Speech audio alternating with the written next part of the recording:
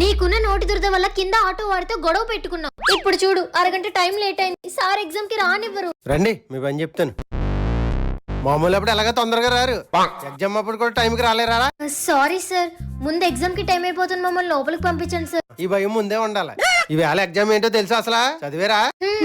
ఇది Albert Einstein, Aristotle, Thomas Edison వీళ్ళెవరో చెప్పండి. అది మాకెలా తెలుస్తుంది సార్? ఎలా తెలుస్తుంది? చదువు మీద దృష్టి పెడితే తెలుస్తుంది. మీకు రమేష్, సురేష్, మహేష్ వీళ్ళెవరో తెలుసా? వాళ్ళెవరో నాకెలా తెలుస్తుంది? ఎలా తెలుస్తుంది?